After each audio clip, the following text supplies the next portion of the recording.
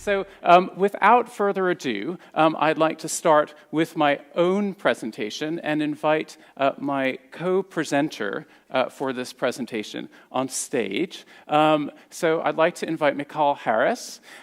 Michal is the head of marketing for Amdocs EMEA. And before that, she ran product for all of B2B services for Bezek. So Michal brings a lot of experience to bear, and what we're going to do is cover some of the research that we've done in partnership. So this was research that Ovum undertook. We kind of came up with some of the ideas together with Amdocs, and we'd like to present you some of the findings. This is a small snippet of the findings. It's by no means representative of everything we've done. And it was focused, our research was focused on millennials, and it's something that we've heard a lot. So I'd like to start by playing a video so that you can listen to millennials. Unfortunately, I'm not one. I kind of wish I were, to roll back 10 or 15 years. But let's hear what millennials have to say first. So please play the video.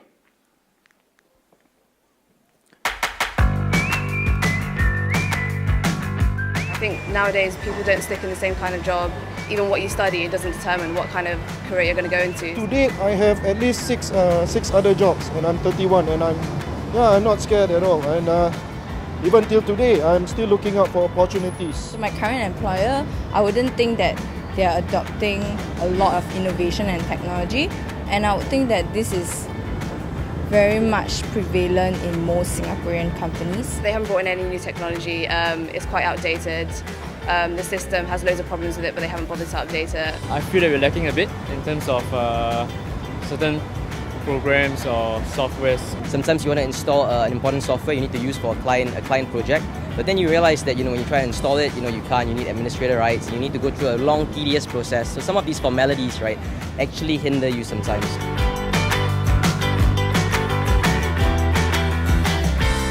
I like to be surrounded by people that are similar, like-minded to me, that are probably better in the position I am, so it allows me to learn and progress myself further with it. The type of job that I'm doing, like, is it meaningful? Is it something that I'm personally motivated to be engaged with? It's a two-way street, right? I'm going to help a company grow, but at the same time, I would expect a company to help me grow as well. I personally couldn't do a job I didn't find interesting. Now, getting a challenge out of my work is something I always try and find. I look at a mix between the frameworks as well as the people that they have and the culture they have. Like, some companies are just like all money and no human touch. Ideally, I'd like to work in an environment where there's diversity in roles. There's lots of creativity, the constant buzz. My perfect working environment would be a coffee shop. If I could work there every day, I would. But generally somewhere that's quite relaxed with background noise, where I can stay as caffeinated as physically possible. Having fun is also very, very important. Like, people always talk about work-life balance. Yeah, I think that's what I'm looking for. The 9 to 5 culture is definitely leaving and changing, and that is to do with tech, I guess, because of the fact that we can be anywhere in the world.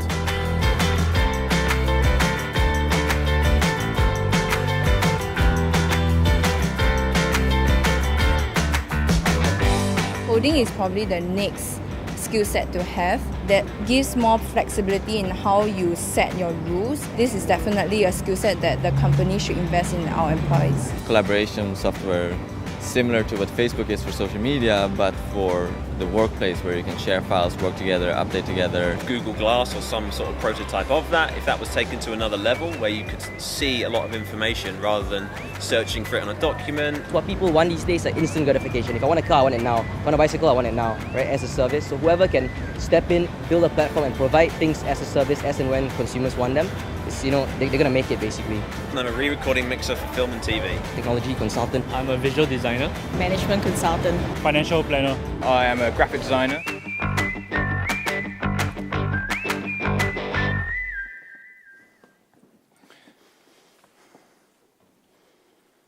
So I hope you found it interesting, at least as much as we do. We really love this project, this research, and definitely the video. I think, again, as we're trying to support our customers, which is the service providers, we're trying to support their customers, the B2B customers, it's crucial to understand that when you serve B2B customers, it also means you serve their employees. And as millennial becoming the growing force in this environment, it's crucial to understand these guys. So this is one. But the second thing for me, we've been leading a conversation with our customers for quite some time about the concept of consumerization of the business. But suddenly these guys are coming and they bring a all new meaning to what consumerization is. It's no longer the bring your own device, work from home stuff. These guys are coming with complete convergence between business and personal. Everything they used to do in a personal life, they expect to do in a business. And this is fascinating. For example, if you think of a millennial, for them, they all about, and they said it also in the video, it's all about flexibility, right? They can sit with their friends in the beach in Thailand, but while taking a video call with a customer.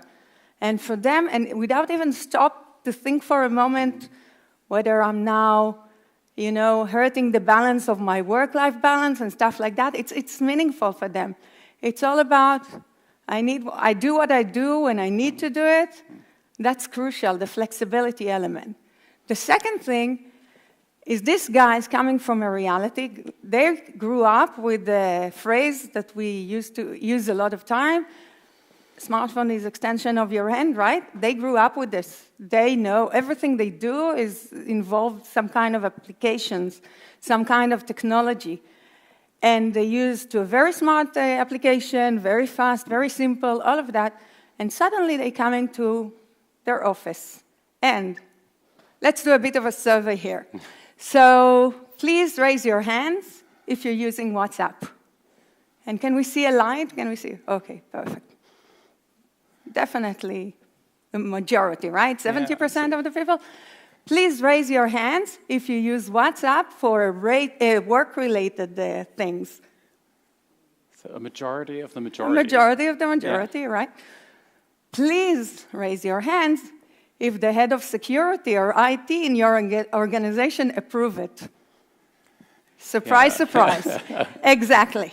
So this is the conflict these guys are coming from. They're looking for WhatsApp, right? They're looking to create groups in a second, but the head of security has a new reality for them. Then, point number 3, and again, this is, remember, the millennial, these are the people we talked about. They grew up, they are the kids of Facebook, they grew up in sharing and collaboration culture. This is what they do. If I do something and I don't post it, and I don't get a feedback, I don't exist, right? And suddenly, again, they're coming to the work, and in the best case, they're getting a very advanced unified communication platform. It's not enough. And if they need to do a file sharing, they need to go through a whole different system in an advanced organization. So for them, collaboration, it's not a surprise that they put collaboration as number 1 in their survey, right? As the number 1 requirements. Not only that, we found out that these guys are tech savvy. They're not afraid of technology. So if you can supply to them today, as one of the people said it, right? The next skill set is coding, right? So if you cannot supply, give me the ability to code it. Give me the APIs, and I will customize it. I will design it to my own needs. These are the guys we are talking to. And finally, the last bullet point, although these guys are very advanced, they like to work from everywhere, they like to be flexible, they want collaboration, they are still stuck in the connectivity issue. This guy who's sitting in Thailand and trying to connect and do this video call with his customer, although he's really eager to do that, he still suffers from what does it mean in terms of roaming charges? Will I have reception? Can I do that? So this is a major challenge for them to do the work properly.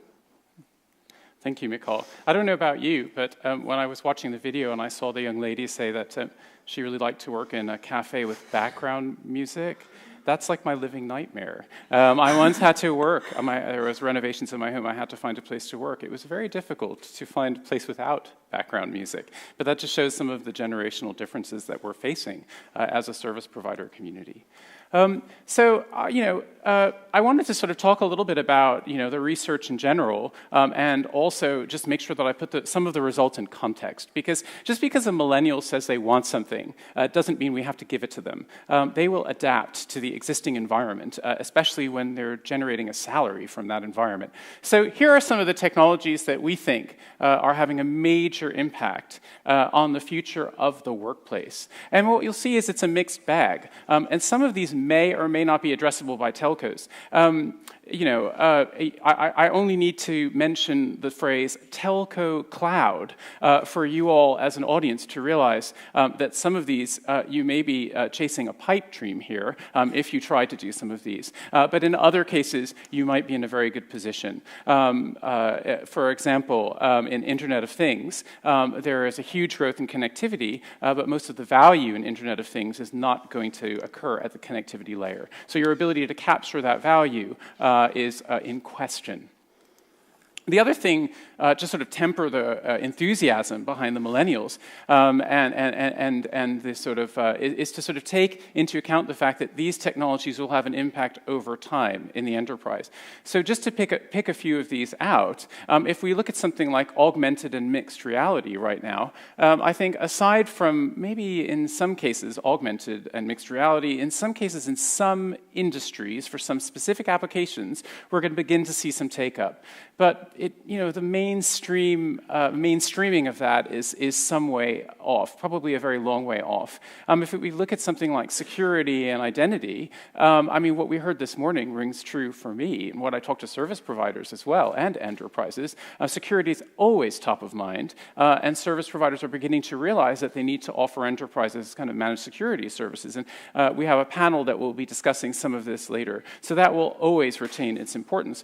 But other things, consumerization, when I speak of consumerization, I mean device-based consumerization, it's peaked. And we're seeing the after effects now. I think you had a couple comments as well. Yeah, it's very interesting. Again, one way to look at it is exactly as Evan did, is looking at one by one and understanding where do we stand as an industry and what is the play for service providers. But I think, and again we think, the value of service providers is exactly in their ability to handle complexity, right? They're going through the convergence space for consumer. So why not taking convergence in the B2B space to the next level? So for example, let's take virtual collaboration and virtual teams, right? They talk about collaboration, it's very important for them.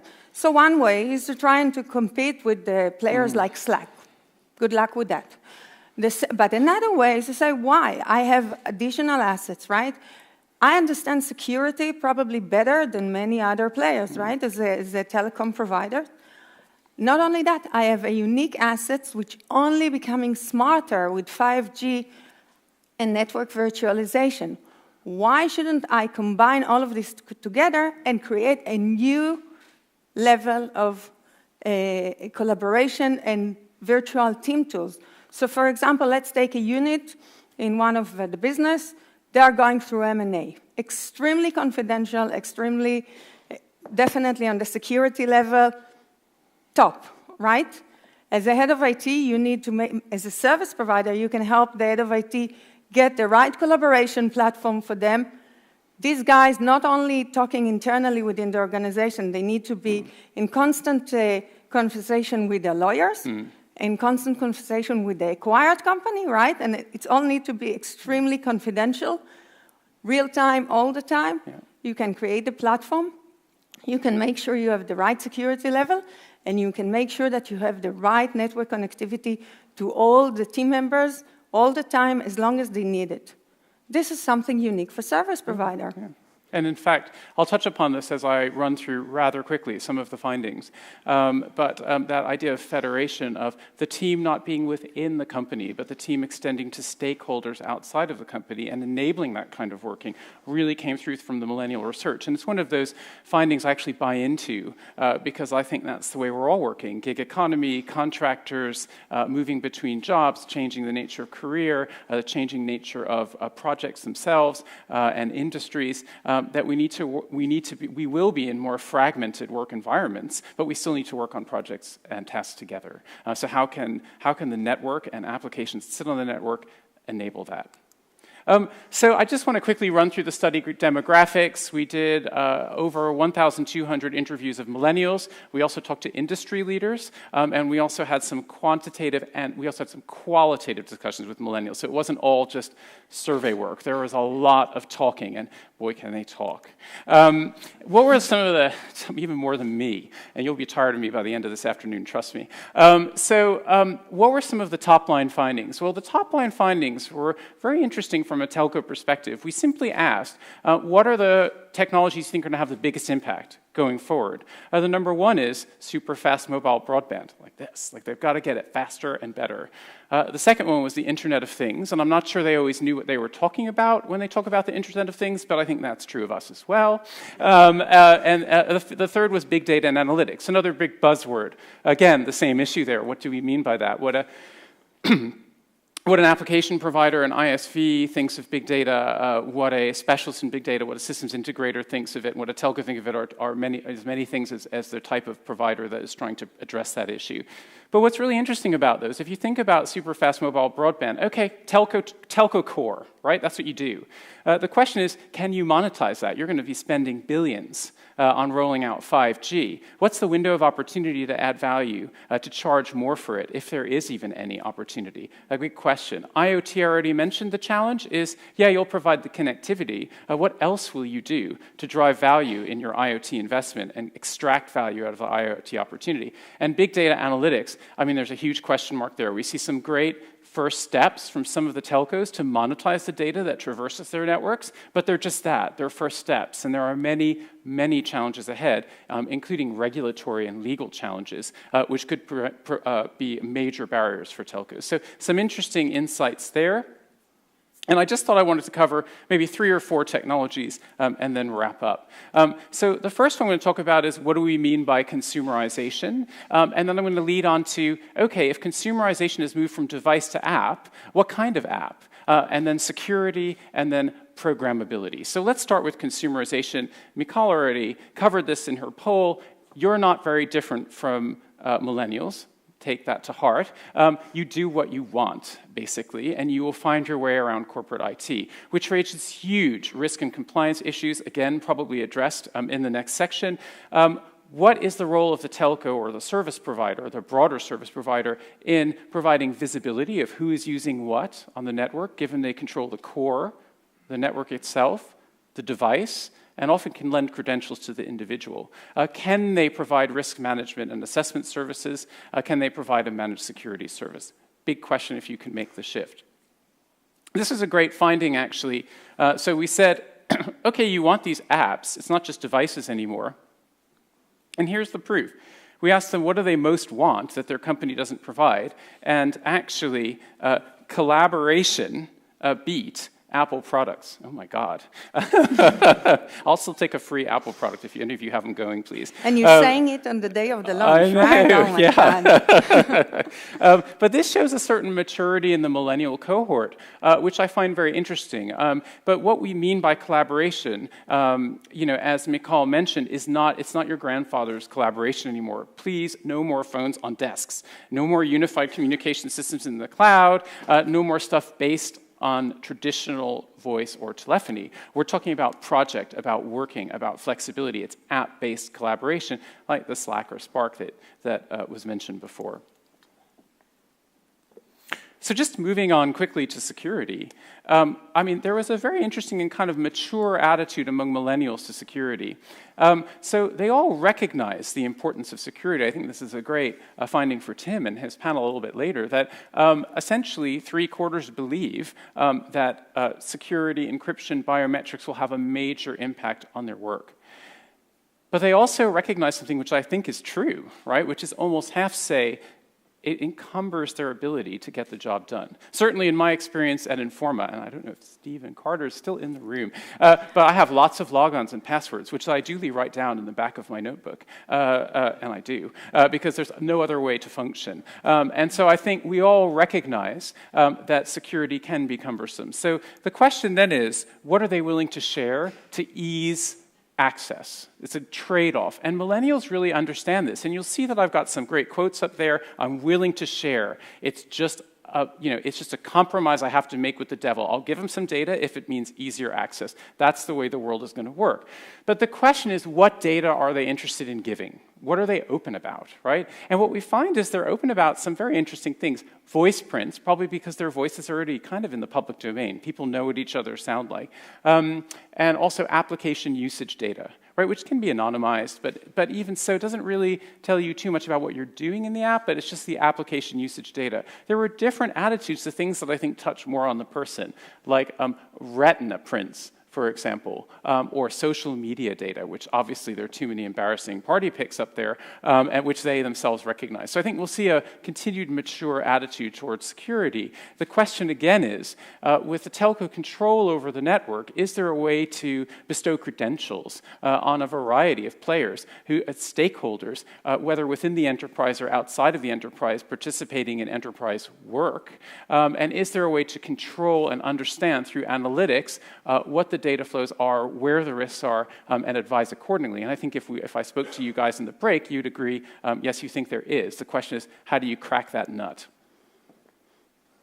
So as we conclude on the last major point from the survey, what we found here was we asked, would you be willing to code? And what we found was 57% said yes, they'd be willing to learn to code. This is even more impact when I let you know that we've excluded people who already knew how to code. So what we said was, do you know how to code? If they said yes, then we excluded them. And we said if they said no, well, will you be willing to learn? The answer is yes.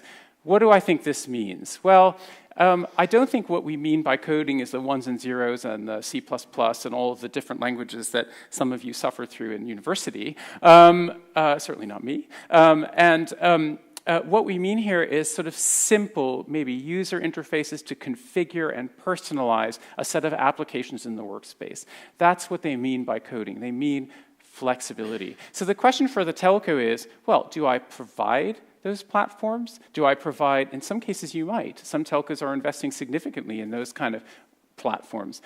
In other cases, you might decide just to provide secure connectivity to those platforms and certification for those apps over the network or for your enterprise clients to allow their users to securely do this kind of customization. So again, an opportunity. But what really is interesting to me is the hunger of millennials to learn.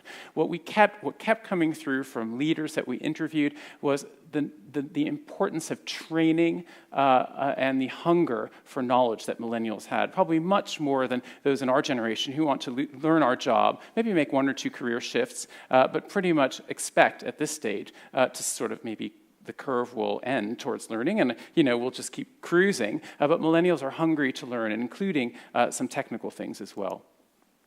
So what's the impact for the service provider? And this is a different survey. This isn't from the millennial survey. This is a very large enterprise-focused survey that we did. And we simply asked, what drives your network investment? Because let's cut to the chase here. If something isn't network dependent or network connected, you shouldn't be primarily too interested in it. Okay, what's driving this network investment? And what we see is security, of course. But I like the fact that 2 of the 5 focus on applications. It's about application performance, and it's about doing new things on the network. And we heard that this morning from Marcus Weldon about the importance of the network. And it's something I truly believe in. No new innovation in ICT services can exist without the network being up to delivering it properly at the very base. So this idea of an application-centric network, of a workload-centric network, of almost a personalized set of wide area network services for enterprise is something that's coming to the fore. So as I move to the conclusion, in good time, I note from the little red thing up here. I tried to think about, well, I've met a lot of telcos in my travels, and I've worked with a lot of them on projects, and certainly Michal has as well. And I tried to think, what is it that they have in common? Some telcos are mobile first, some are tier 2s, cable cos, some are tier 1 global service providers. What are the challenges that they have in common? And I would say that there are 3 core challenges that everyone shares. The first one is, how do you re-engineer the network to be software-based, to be virtual? And once you do that, where does the value sit? So certainly you will retool the network in order to adapt to the new consumption demand of enterprise, but how do you ensure that that subscription model that we heard, which we're moving towards network as a service, how do you ensure the value and the customer intimacy out of that subscription model? And I think the software as a service world has a lot to offer in terms, not necessarily on technical level, right, but in terms of a commercial or business level, how you can achieve that successfely. The second challenge really is partnering, and I don't know if you have a couple comments on this, but basically I've been to telcos where they've said we would love to treat our technology suppliers more as partners. And, So I completely agree with everything you said, and maybe I'd like also to add or to emphasize a few takes that we take from this survey. One, I think this millennial, really, it's a gift. It's a gift to all of us as an industry. It's kind of a wake-up call for all of us to operate differently, to do things differently. If we fall asleep a little bit of how we're serving business customers, it's time to accelerate everything and to think differently. And if we're talking about partnership, I think they are great partners. We're already running couples of projects with our customers where we involve millennials in their organization. We apply design-led thinking methodology and all kind of innovation, competition, etc. And we see a lot of great collaboration there, and it's a gold mine, which I strongly recommend to tap into that. The second thing, as you said, you started to touch on the operational environment. So there's a lot of great technology out there, and there's a need to embrace them, like network virtualization, big data analytics. But at the same time, we feel the sense of urgency. It's time, a lot of our customers, we had a discussion for a long time, how you transform the operation. It's time to take the leap. It's time to stop doing things manually when you serve B2B customers. It's time to bring automation. It's time to simplify the environment. It's time to go to the next level in order to serve these customers. And lastly, if they have a collaboration mindset, let's learn from them. We all need to collaborate together in order to help the B2B customers grow their business. It's a tough time in a lot of industries. They need our help, all of us together, and this is a great opportunity for all of us to collaborate and help them grow. And the point you made about, sort of transforming yourself internally is, the last point on this slide really that I would like to emphasize as well, which is, in order to sell to a digital enterprise, you yourselves have to be a digital enterprise. And that has implications for the skills that you have internally. It's not just systems, which of course are critically important, but it's to do with sales skills, it's to do with professional services skills, it's to do with applications and software skills, it's to do with industry knowledge of your customers, so that you can work together in order to help them on their transformation journey. So with that, that's just a sort of bit of the research that we've done. I'll conclude. So I'd like to thank Michal very much for joining us. I appreciate it. Thank you very much. Thank you.